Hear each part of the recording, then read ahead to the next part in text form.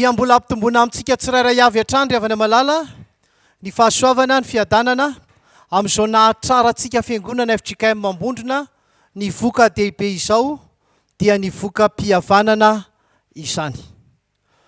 Ry havana malala ny lohahevitra iainan'ny fiangonana ny FJKM Ray Manontolo amin'izao volana Jona izao dia hoe mihavana amin'ny tompo. Dia iainantsika izany mandritra izao vokatra izao.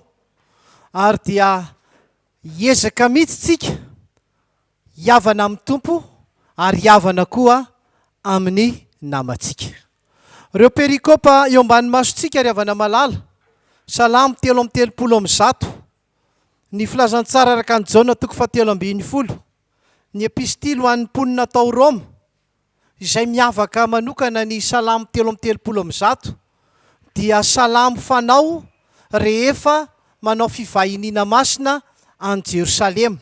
Ary izany fivahiniana masina izany zany atsapahantsika tsara hoe aseho fa mifankatia endre tsara sady mahafinaritra raha mipirahalahy no miara-monina. Dia ary tsika hiaina izao afatry ny tenin'Andriamanitra izao ka ananganantsika lohateny manokana manao hoe ny fihavanan'ny samy kristianina ny filazantsara araka ny Jaona 3:7, ny 9:30 sy ny 5:30. Raha sitraka reo dia miara mamaky amiko ianareo any tokantrano any manao hoe didy vaovao nomeko anareo dia mba hifankatiavanareo. Eny aoko tahaka ny tiavako anareo mba hifankatiavanareo kosa. Izany ny ahafantaran'ny olona rehetra fa mpianatra ianareo raha mifankatia.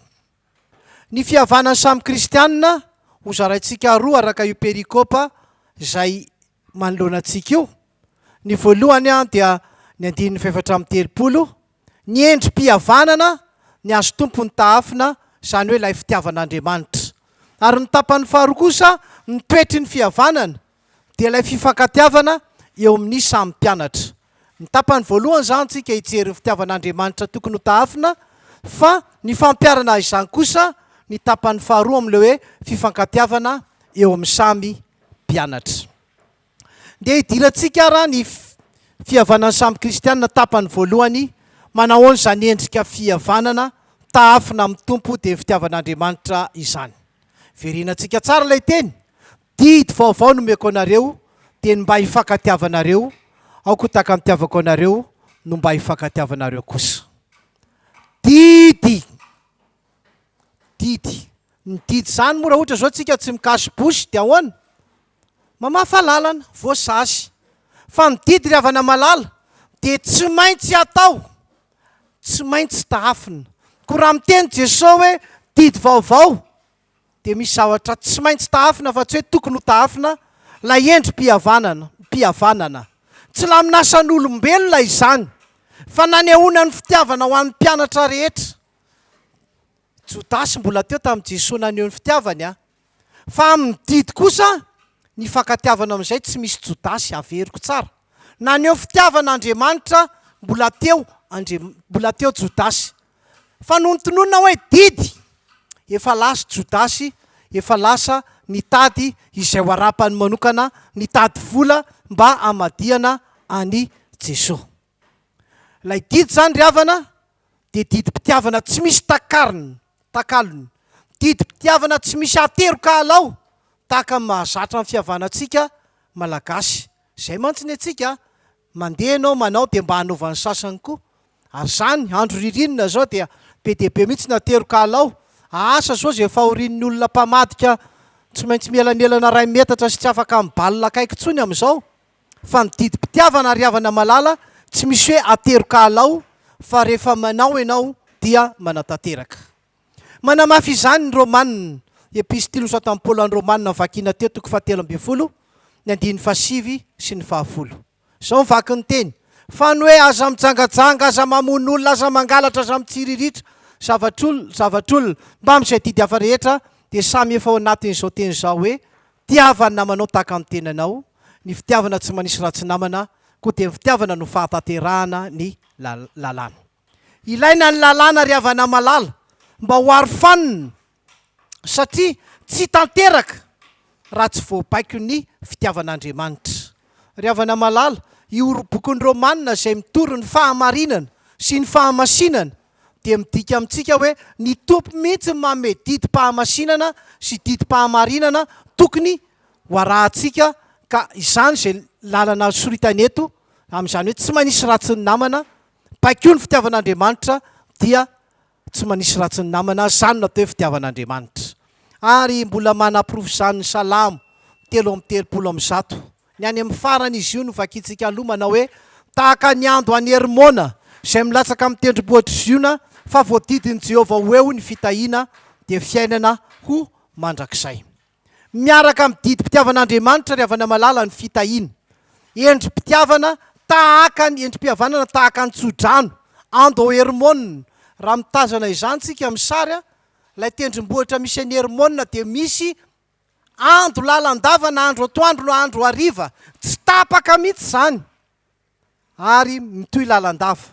Arak'izany tsy amboarimboarin'ny olona fa mirotsaka avy any ambony ny fitiavan'Andriamanitra dia tahaka ny andro any Hermona, ilay tsodrano izay voatonona teo. Ahoana raha ny fampiarantsika azy?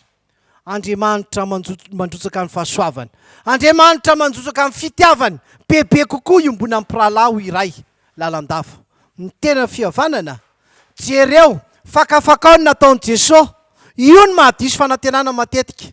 Lasitra hafa no alaitsika amin'ny fihavanana, tahaka an'ilay hoe aterokalao. Lasitra hafa no anaovantsika fihavanana, rehefa miombon-dratsy ny olona dia manana lasitra hafa. Fa ny azy Jesosy aloha mitahafo, izy nidina ao antsika ka nitondra ny tena fihavanana dia tanterany teo amin'ny azo fijaliana izany. Izay ry endrim-pihavanana voalohany, neny Jesosy, nen'Andriamanitra no tafo. Fa ahoana kosa ny fampiarana azy? Ny toetry ny fihavanana, fifankatiavana eo amin'ny samy mpianatra dia ny Jaona 3:30 izany. Izany no ahafantaran'ny olona rehetra fa mpianatra ianareo, raha maninona? Raha mifankatia. Ny toetra eto dia karazana balitra amin'ny maha-mpianatra.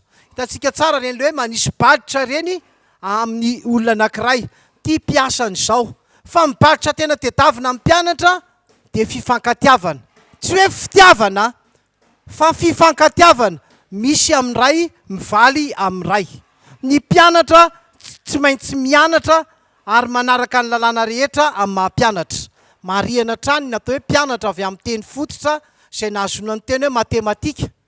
Ka raha any matematika ianao midiso vala famaritana, domaine de définition izy isitsika mahay teny vahiny.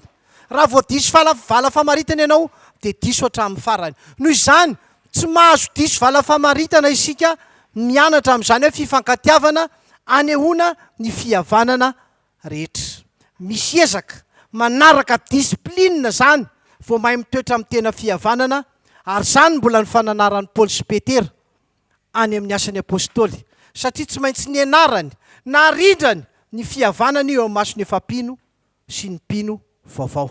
Misy efampino izay ny forana, misy mpino vaovao izay tsy ny forana. Fa mitory ny apôstôly Paoly, mitory ny famorana fa tsy nanery ny famorana, ary izay le hoe ny fandamina ny Petera sy Paoly mihitsy aloha, satria ireo foana no ataontsika hoe lasitra tsika, manahaka amin'ny Petera ny katôlika, manahaka ny Paoly ny protestant, nefa nge Paoly ny tsy nanambady, Petera nanambady. Hitantsika ihany zany amin'ny fiainantsika, fa dia Petera ny tafin'ny katôlika kokoa, Paoly ny tafin'ny protestanta kokoa. Fa nasainy fanaraka mihitsy aloha izy mirahalahy mba hahazoana tsirony amin'ny famakiana filazantsara amin'izany fifankatiavana izany. Dia jereo angeny any ahoany Salamo 3:30 azy, vitantsika hira salamo zany. Endre tsara sady mahafinaritra raha mipirahalahy no miara-monina, tahaka amin'ny diloilo tsara amin'ny loha izay mitsororoka amin'ny somotra, dia ny somotra arona izay mitsororoka amin'ny morotongotra akanjony. Ambaran'ny mpanao salamo fa tsara sy mahafinaritra miaraka ireo ry havana malala ny fihavanana sy ny fifankatiavan'ny mpirahalahy. Manentoento ny fofona, izay mantsy le hoe mitsororoka amin'ny somotra arona. Re tsara ny fofon'ny fisoronana rehetra, lay menaka nansorana mampisorona azy, reny manodidina izy koa mahare. Zany hoe ny fisoronana zany, ianao mahatsapa amin'ny fisorona ataonao, fa manodidina anao koa mahatsapa izany fijorovam-bolombelona ho amin'ny fisoronana izany. tsara sy mahafinaritra. Ny tsara ry havana dia iombonana, zavatra ifanarahana, zavatra raha mahita dia raha manaiky hoe tena tsara io. Ary ny mahafinaritra kosa dia anao manokana. Misy zavatra mahafinaritra anao mety tsy mahafinaritra ny hafa, nefa izy roa ireo no akambana. Le sady iombonana ny manokana, tsy afa-misaraka ny tsara sy ny mahafinaritra amin'ny toem-pihavanana tokony iaina amin'ny mpirahalahy na amin'ny mpianatra.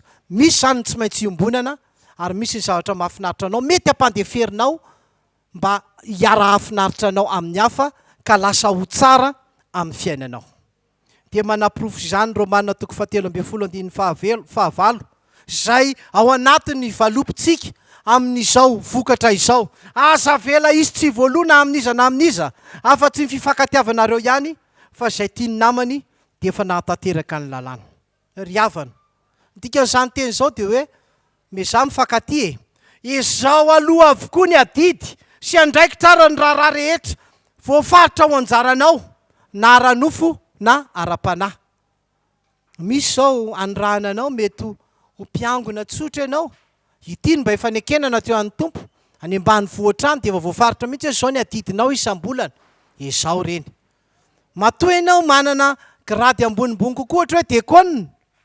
Tsisy dekona zany ka tsy hoe zay tsy mahavita rakitra fa masosotra anay ranony. Izao aloha daholo ry havana malala amin'ny fampiarana azy na ara-nofo ara-panahy. Reny man tsy hita maso. Fa inona ilay tsy hita maso tsy mety voalohantsika 100 isan-jato dia le hoe afa-tsy ny fifankatiavanareo tsy voafaritra zay ho alohanao mandrakizay. Io zany ry havana malala dia mandeha tsikelikely, izany hoe tsika maneho fifankatiavana izany, maneho fihavanana izany. Tsy ho voalohanao mandrakizay zany, fa alefanao tsikelikely, ezahanao isan'andro. Ka tsy ho tanteraka ao zay raha tsy vita ilay adidy izay efa tokony nataonao hatramin'izay ka ho mandrakizay. Dia ny fampiarana azy, ny filazantsara amin'ny Matio, haitsika tsara. 2:20 ho Jesosy taminy, aloavy any Kaisara izay ny Kaisara ary ho an'Andriamanitra izay an'Andriamanitra. Zany ny fampiarana azy. Tamin'io nge ry havana ny filazantsara amin'ny Marka dia nanontany mihitsy ireo fariseo hoe zay ve tokony andoha etra. Dia vola ny nasain'i Jesosy naseho vola. Dia rehefa naseho ny vola, misy sarin'i zao dia sarin'ny Kaisara. Raha misy sarin'ny Kaisara ao satria ambany fahefan'ny Romanina nareo dia tokony andoha amin'izy amin'ny Romanina. Aloavy an'i Kaisara, mandeha an'i Kaisara. Ahoana zany no ahafahanao miteny hoe aloavy an'Andriamanitra izay an'Andriamanitra? Isika koa dia tahaka ny vola anankiray ry havana malala. Dia misy sarin'i zao amintsika. Araka ny Genesis, tahaka ny endrik'Andriamanitra. Misy endrik'Andriamanitra ao amintsika. Noho izany tahaka an'ilay vola nisy salin'i Kaisara teo, aloavy an'i Kaisara izay an'i Kaisara, isika misy endrik'Andriamanitra ao amintsika dia tokony anina koa zany tsika. Aloavy an'Andriamanitra, ny sarin'Andriamanitra izay ao anatintsika ao. Noho izany ry havana malala dia fifampitsimbinana araka ny Efesianina 4:9-7 amin'ny sitrapo manao fanompoana toy ny amin'ny tompo fa tsy amin'ny olona. Rehefa voabaika izay tika dia mifampitsimbina amin'ny samy olona ho marika napetraka amin'ny tompo izay hitarafiny izao tontolo izao mahampino kristianina antsika mifampitsimbina ary tsy voasanda arena ny fifankatiavana nomeny tompo antsika izay manambara fahafenona sy fahafitaterahan'ireo didy rehetra izay napetraka. Raha fitinana zany ry havana malala, ny fihavanany samy kristianina dia fanajana tsara aloha ny fitiavan'Andriamanitra, ny azo tompony dahafina, ary faharoa fanajana ny atao fifankatiavana amin'ny samy mpianatra. Tsy vitanao zany raha amin'ny olo-kafa, raha ohatra ka tsy kristianina ilay olona, fa amin'ny samy mpianatra samy kristianina dia mandeha izany mizotra tsara. Ny tompo Jesosy no mitaonanao sy za mba ho mpino tena iray mandrakariva amin'ny fanompoana ka hiaina ao anaty fifampitsimbinana ary tena nao ambony ny fifankatiavana sy ny fiombonana izay marika ahafantarana fa mpianatry ny Kristy tokoa isika. Amen. Ho an'Andriamanitra irery ihany anie ny voninahitra. Amen.